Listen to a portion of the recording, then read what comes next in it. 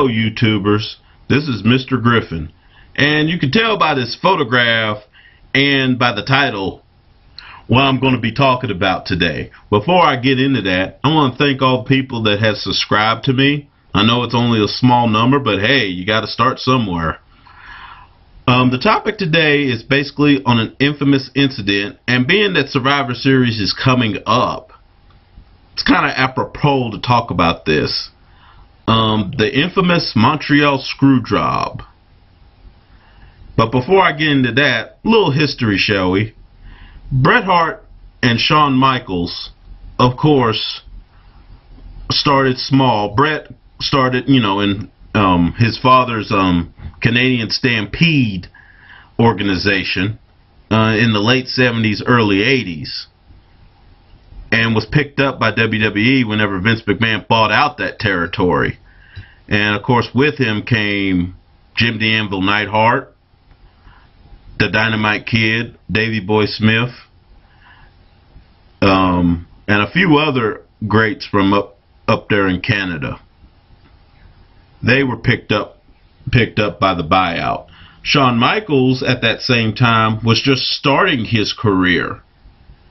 Mostly in squash matches in World Class, and a few appearances in other territories before finally coming to the AWA, where he was teamed with Marty Jannetty, and they formed a tag team called the Midnight Rockers.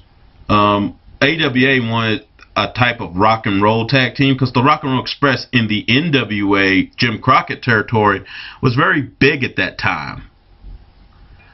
So they wanted their own tag team. So they melded the names. And the Midnight Express was also big at that point too.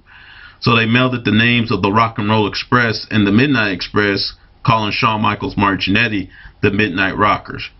And if I could talk briefly about them for a second, they were I would say, they were just as high-flying, just as acrobatic.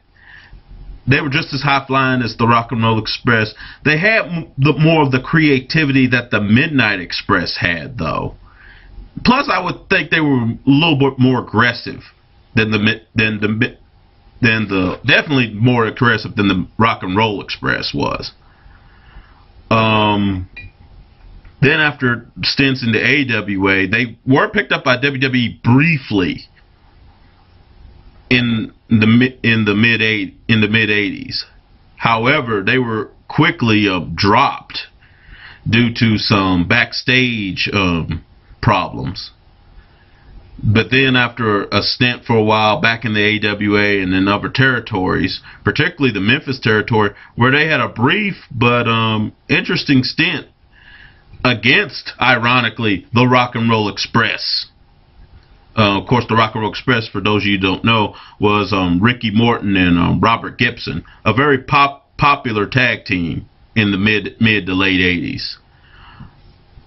After that, after their time in AWA and after their time in Memphis with the Rock and Roll, they were picked up once again by the WWE. This time, their stint was a lot more successful, as they had many great matches, particularly against Tully Blanchard and Arn Anderson, and of course the Hart Foundation, which was Bret the Hitman Hart and Jim the Anvil Neidhart. That's when really the interaction between Bret and Shawn began, when those two teams would take on each other. They had, if you go back and look at those matches, you could see these two had pretty decent chemistry. Then later on, both would eventually break off into solo careers. Bret, of course, broke off into his first, winning the Intercontinental Championship in 1991 from the late Mr. Perfect Curt Hennig at SummerSlam 91. Shawn Michaels would begin his stint in 1992, solo stint. And he actually had a feud with Bret Hart over the Intercontinental Championship in 1992, including one of the first ladder matches that the WWE held. Of course, later on, Shawn Michaels would bring it to the national stage on pay-per-view with his classic Intercontinental ladder match against Scott Hall, better known as Razor Ramon, years later. But this was actually one of the first ladder matches. If you've ever gotten the set, the ladder match, the first one, it actually features that match. But anyway, these two would also have a very underrated and rarely talked about Survivor Series contest in 1992 for the WWE World title. Of course, by that time, Bret had elevated to the world title status by defeating Nature Boy Ric Flair. Shawn Michaels had also captured the Intercontinental Championship from the British Bulldog. From what I understand, actually the British Bulldog was scheduled to defend the Intercontinental Championship against the Mountie. Actually, I remember the promos for it. But then Shawn Michaels was given the belt because of problems with Davey Boy. I think he failed like a drug test or some kind of test where they detected steroids. So they forced him to drop the belt to Shawn. So Bret and Shawn's match basically became champion versus champion, although only Bret's title was at stake. They had a very good match. It wasn't talked about. It's not talked about that much, even now, which is kind of a shame. It might be a subject for my Lost Classic series, but that's another subject. Then after that match, the two didn't really interact with each other for a few years. Bret, of course, would win and lose not the Intercontinental, the World Championship. Have feuds with Yokozuna, Jerry the King Lawler, and of course his late brother Owen Hart. And actually Owen's going to be a subject of my next video. But back to this. While Shawn would go on between face and heel, having the Intercontinental Championship, having feuds with Tatanka, and of course Scott Hall, Razor Ramon. He even gave a certain guy from TNA that Slick Daddy and even the Lex Band loves to call Jeff fucking Jarrett. He even gave Jeff Jarrett one of his better matches in WWE in 1995, where Shawn regained the Intercontinental Championship. And but there was always that build towards pushing Shawn to the next level. Now, Bret and Shawn have never been what I would, at least from what I've read, best friends. But there used to be, when they were younger, there used to be a cordial, even respectful relationship. That seemed to change by the time WrestleMania 12 came around. And these two had their Iron Man match, which is a classic. Classic matchup, no, without question. And if you notice though, and Bret pointed it out on his DVD biography in 2005 from WWE, and you could actually see this. Whenever Bret was coming over, maybe to even hand the belt to Shawn, you could read Shawn's lips. Shawn was like, "Get the fuck out of the ring." And Shawn will admit, while he won't go into details, he gives you a hint that he was a real asshole by that point. And Bret, granted, he was a big mark for himself. In fact, I would even argue Bret at times took himself too seriously. But then again, many of the greats did. I think about the only one that was really even, that didn't realize how big he was probably Ric Flair. And even he had his moments. Even he had his diva moments. But Shawn at that point was a real prick.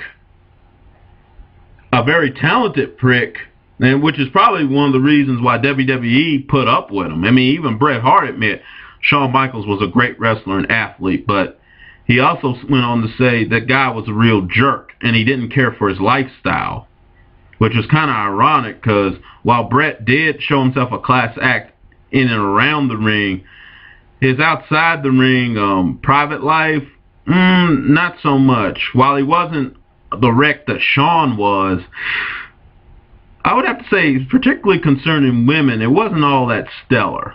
But that's another subject. Anyway, we fast forward to when Bret Hart returned and had his feud with Stone Cold Steve Austin, he signed a 10-year contract with WWE. And meanwhile, Shawn, of course, was being a real diva backstage. In fact, from what I heard, the original plan for WrestleMania 13 was to have a rematch between Shawn and Bret Hart. But Shawn, claiming that he was injured, dropped the title. And many say he did that in order to avoid facing Bret. Now, I don't want to say someone fakes an injury or is pussyfooting, but given Shawn's attitude towards Bret and given Bret's attitude towards Shawn, I could probably see that. That would not be out of the realm of possibility. And then, of course, but, you know, in a way it worked out better, particularly for Steve Austin, because it ended up putting Steve Austin on the map as a major player and as one of the pioneers of the Attitude Era. You know, by Bret facing Steve Austin instead of Shawn, it actually ended up working out for the better for WWE. Then we go on to the summer. Undertaker versus Bret Hart, with Shawn Michaels as the special referee. Shawn, of course, ends up in a feud with Undertaker when Bret provokes Shawn by spitting at him. Shawn picks up a steel chair to hit Bret, but he hits the Undertaker. Now, there was concern, if you've ever watched Wrestling with Shadows, there was concern from Bret that this angle, which Pat Patterson informed him of earlier in the day, he said, well, Shawn might scoop my heat by doing, which he did. Because although Bret was the champion, the next two pay-per-views did not feature him in the main event. The main events in both of those was Shawn Michaels versus The Undertaker. Of course, their In Your House Ground Zero match, and of course Bad Blood, which featured the first Hell in the Cell match, which main evented both those guys. Main evented both of those pay-per-views, even though Bret Hart was the champion at that point. And I'm imagining that had to rub him the wrong way a little bit. Then, of course, by that time, Vince had figured out that he really couldn't pay Bret what he owed in that contract, so he called him in to renegotiate. And that's when WCW was really knocking on Bret's door, offering a guaranteed contract. And while Bret, I'm sure, would have rather stayed with WWE, he had to, you know, when you getting offered money like that, you got to think of your future. You got to think of your family if you have one. So he decided to go to WCW. Now, here's a new wrinkle that I was not aware of. That apparently Bret Hart was willing to drop the title to Shawn in Canada for Survivor Series. But apparently Shawn said to him, I'm glad you would be willing to do that for me. And he said, but I have to be honest, I would not be willing to do that for you. And he said this in front of Jim the Anvil Neidhart and one of the other Hart Foundation members. So this really rubbed Bret the wrong way. And many say that's the reason he tried to say he'll drop the title, but not in Canada. And by that point, and this is another stipulation I was not aware of, the last 30 days of his contract, Bret had creative control over his character, which, of course, you know, led to Vince saying, you know, the ending will be a double. If you ever watch Wrestling with Shadows, once again, I'm bringing that video up. If you ever watch it, he even tells Bret it will be a double disqualification. Yet, when we get into the match, as we know now, Vince makes Earl Hebner ring the bell once Shawn Michaels has Bret Hart in Bret Hart's own finisher, the sharpshooter, which led to the controversy. Now, I can remember my feelings on it back when I read about it. I know some people thought Brett reacted poorly, punching Vince McMahon, saying, "Oh, there's legal remedies to these type of things." Yeah, true, there's legal remedies. But here's my thing. If you was told one thing and somebody did something else, and then they try to confront you afterwards to explain why they did that and stuff, would you want to listen to them? No. Would you at least think about punching them, or maybe flat out punching them? You probably would. People that say, "Oh, Brett was a thug for doing that to Vince McMahon." Fuck you. Please. If you didn't do it, you would have at least thought about it. I'm not saying what Brett did was right. I mean, he could have got himself in big trouble for it legally. I mean, Vince had every right to do that. But at the same time, I can't say that I wouldn't have done what Brett did if I was in his position. And of course, Shawn Michaels denied that he knew about it. Of course, we now know years later he was in on it. Him and Triple H. And that's for people that want to ride Earl Hebner about his role in it. I would say leave that man alone. Because he might have been friends with Brett, yes. But at the same time, if your employer tells you to do something, 9 times out of 10, you're going to do it, whether you agree with it or not. And I'm sure he probably didn't agree with what Vince McMahon wanted him to do.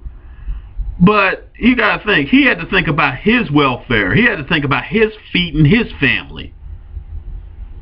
So Earl was really Mr. Hebner was really put in a tough position. Bottom line, all this mess, you can blame Brett, you can blame Shawn all you want. The buck stops with Vince McMahon. And that's the bottom line there. He could have avoided, I won't go into it, but he could have, I'm sure there were parts along the way where he could have avoided all this mess. But you can't totally knock the Montreal Screwjob, because without that, and I don't know the future, and there's no way to see into alternate universe or alternate futures, but without the Montreal Screwjob, WWE was in real trouble at that point. WCW was putting foot to ass on them by that point, and we're winning the ratings war, and we're raking in tons of money. And not that WWE was doing horrible, but they were not that great. In fact, I would argue without the Montreal Screwjob, there might not have been an Attitude Era. In fact, think about this. There might not even be a WWE right now. Right now. In fact, there may not even be Major Pro Wrestling. Because could you imagine if WCW would have won the war? Especially seeing how they ended up afterwards, as we know now. Oh, all 3 companies. Because we know ECW fell right before WCW did. All 3 companies could be out of business. Then all we'd have is ROH and TNA right now. And to be quite honest, I'd probably be more of a ROH fan. Actually, I am more of an ROH fan than TNA fan, but that's another subject. But back to this. My personal opinion of it, it should have been avoided. I believe if you tell someone, give your word to somebody like that you should honor it. At the same time, though, the Montreal Screwjob probably saved WWE at that time, because without it, you probably never would have had the evil boss, Mr. McMahon, played by, of course, Vince McMahon. You probably would have never seen Stone Cold Steve Austin rise to the heights. There probably would have never been an Attitude Era, I would dare say. And yes, he may have ripped off of Eric Bischoff a bit, because Eric Bischoff was actually doing the evil CEO first. But here's the difference. Eric Bischoff, in character, he still had to answer the WCW higher-ups. Whereas Vince McMahon, as his character, Mr. McMahon, he didn't have to answer to no one, basically. So that was the big difference there. Yeah, Eric Bischoff did it first, but Vince McMahon, I'll give him his props. He did it better. And as for the two participants in this, Shawn, as we know, he left the business with an injured back. He was humbled. He gave his life to Christ. Bret, on the other hand, it took him several years to really get over this, to the point where he can actually talk to Shawn now. There's actually even a DVD out called Bret Hart versus Shawn Michaels, where the two actually have a sit down with Jim Ross. And quite honestly, I don't buy too many DVDs new, but I really want to buy that one. I don't care if it's new or in used condition. I really want to buy it because I really want to see that one. I mean, that would be an interesting sit down. But I'm glad these two have finally gotten to the place where they can get past that. And I would also say to the fans that want to say to Shawn, particularly in Canada, that want to say to Shawn, "You screwed Bret, you screwed Bret."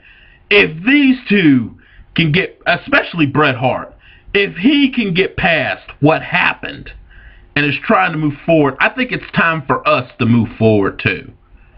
Let it go. Yes, what happened was fucked up. But you know what? It all turned out for good. So let it go. Get over it. And that's my whole opinion on the Montreal Screwjob. And in the words of CNN correspondent Roland Martin, that's my perspective. What's yours? And leave your comments down below if you have an opinion or a perspective on it. I'm out.